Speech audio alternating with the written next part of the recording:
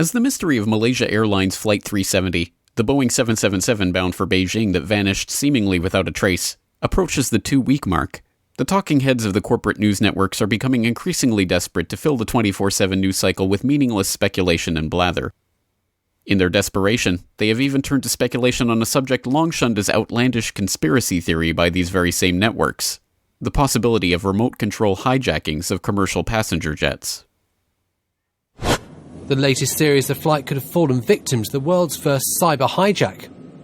In an interview with the UK's Sunday Express, Dr. Sally Leversley, a former Home Office scientific advisor, said she believed malicious codes triggered by a mobile phone or a USB stick could have been able to override the aircraft's security system. This could then change the plane's speed, altitude and direction by sending radio signals to its flight management system. In April last year, Hugo Tesso, a security consultant, described how aircraft hacking was possible during a lecture at a computer hacking conference.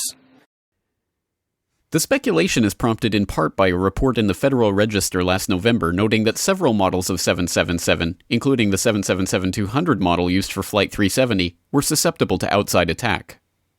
Question mark headlines musing about the possibility of such a cyber hijacking serve to obscure or even deny a very important point.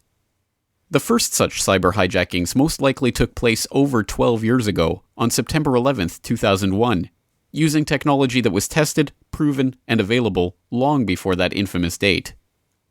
Although unmanned aerial vehicles, or UAV, like the Global Hawk, Predator, and Reaper drones used in the US's illegal extrajudicial assassination program are thought of as cutting-edge military hardware, UAVs of various sorts have been used since August 22, 1849, when Austria launched 200 pilotless, bomb-filled balloons on the city of Venice.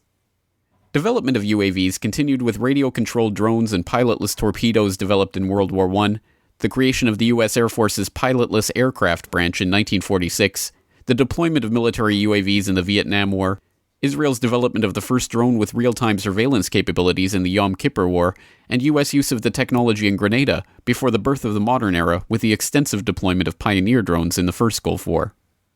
When it comes to the remote control of civilian aircraft, President Bush stated in late September 2001 that he would devote federal funds to developing new technologies for combating the threat of hijacking, including remote control technology. And we will look at all kinds of technologies to make sure that our airlines are safe, and for example, including technology to enable controllers to take over distressed aircraft and land it by remote control.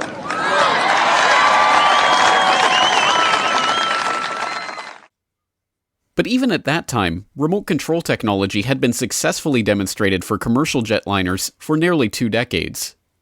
This is actual footage of a joint NASA-FAA experiment conducted in 1984 at Edwards Air Force Base, in which a Boeing 720 was remote-controlled through multiple takeoffs and landings before being crashed in a controlled impact demonstration. In August of 2001, this technology was further demonstrated by Raytheon, which successfully took off and landed a Boeing 727 6 times at Holloman Air Force Base in New Mexico without a pilot on board.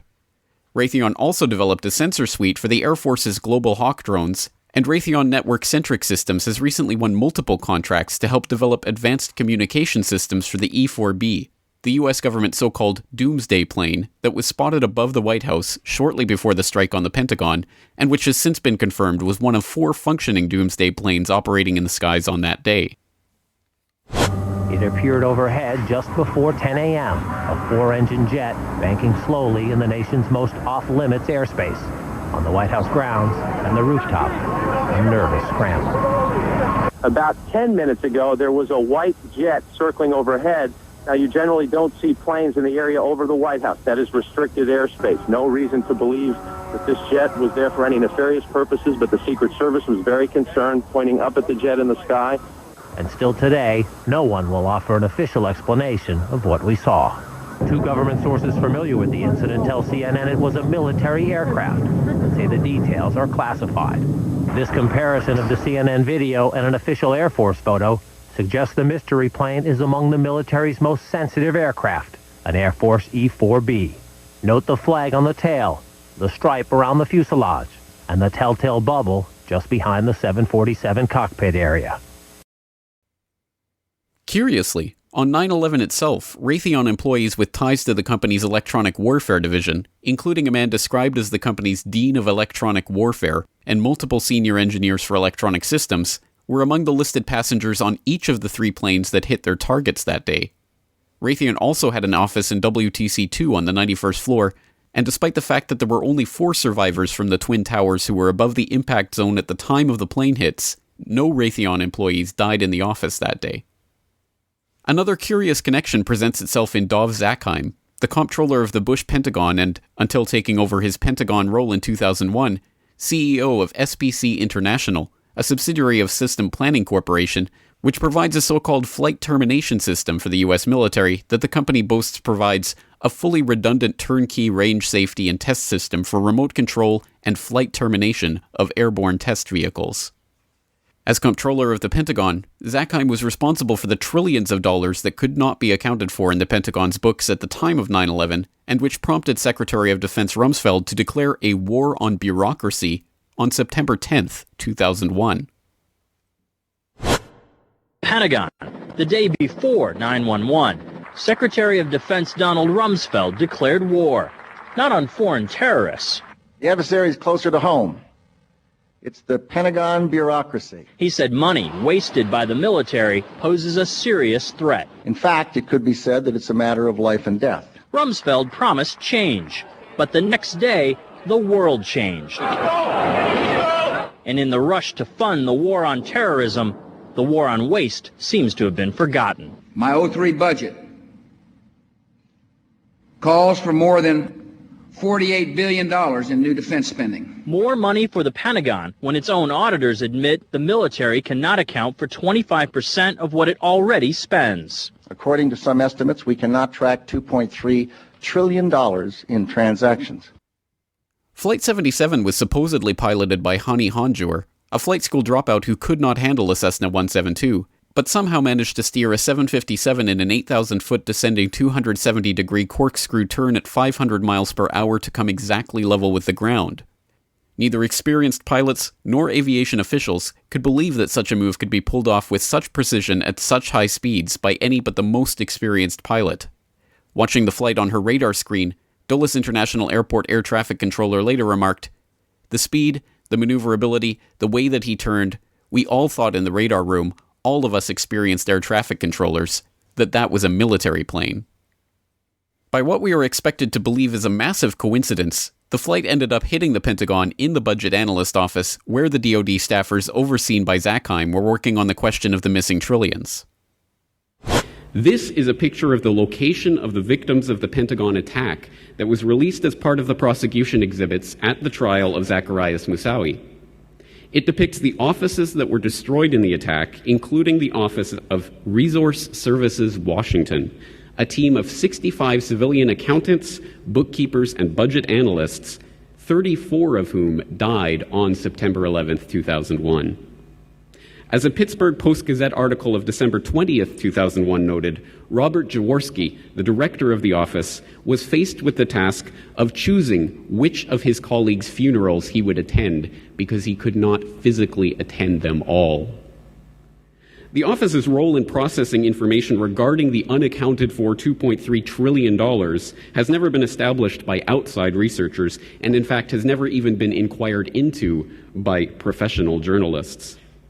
An Arlington County after-action report on the rescue and cleanup response at the Pentagon, however, notes that, quote, "It was also the end of the fiscal year, and important budget information was in the damaged area." As 9/11 researcher Aidan Monahan told the Corbett Report in 2011, the remote control hypothesis also makes sense of various anomalies in the flight path of United 175 that hit World Trade Center 2. Well, there are many video clips of United Airlines Flight 175 striking World Trade Center Building 2 on September 11. And there was one in particular I noticed when looking around at different clips that captures most of the last 13 seconds of the flight of United 175 as it approached World Trade Center 2. And in fact, it does capture virtually all of the last 8 seconds. And what I noticed during this clip was as the plane approached and the angle of the camera was such that you could actually see the angle of the bank angle of the aircraft with respect to its location, with respect to the building as it was approaching. It just was a very ideal, almost type of shot. And what one can notice is that the plane begins its banked 20-degree turn about 1.5 miles from the building, and without correction would have been able to strike the building from that distance, which is, in my opinion, a rather remarkable feat for an untrained pilot.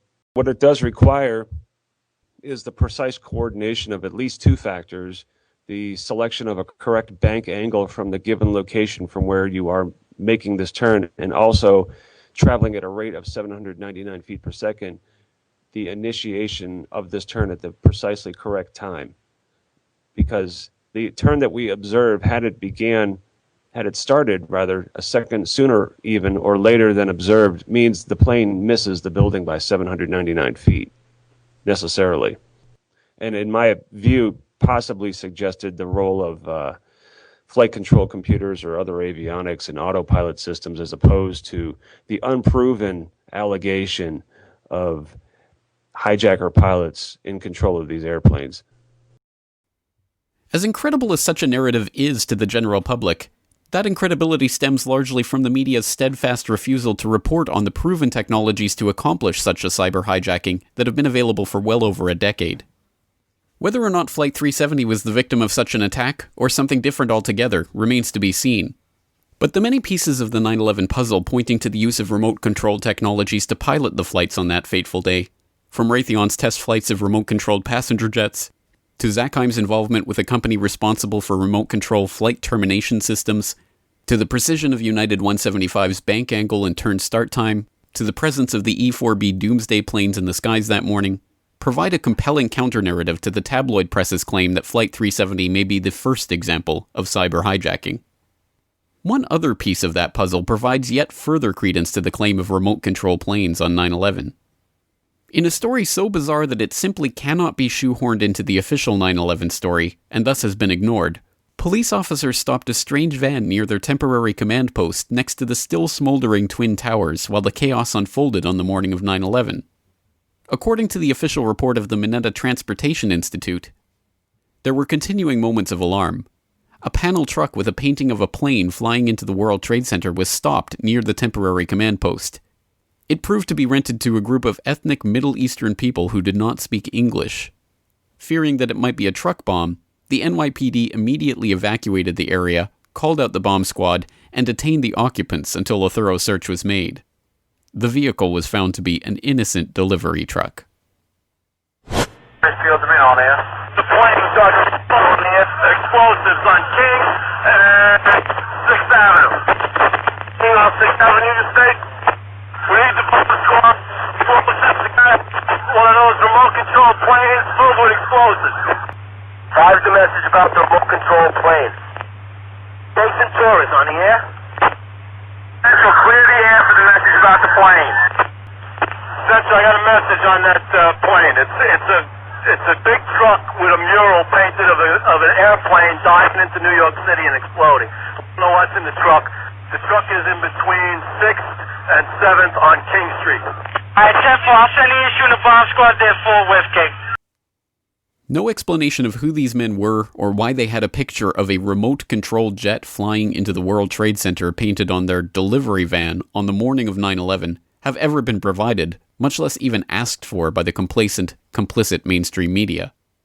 If and when more details of the missing Malaysian Airlines flight do eventually surface, don't expect the media to do any better job answering questions about it, or connecting any of the 9/11 dots in what may very well have been the world's first cyber hijacking, nearly 13 years ago. This video is brought to you by the subscribers of BoilingFrogsPost.com. For more information on this and other topics, please go to BoilingFrogsPost.com. For more information and commentary from James Corbett, please go to CorbettReport.com.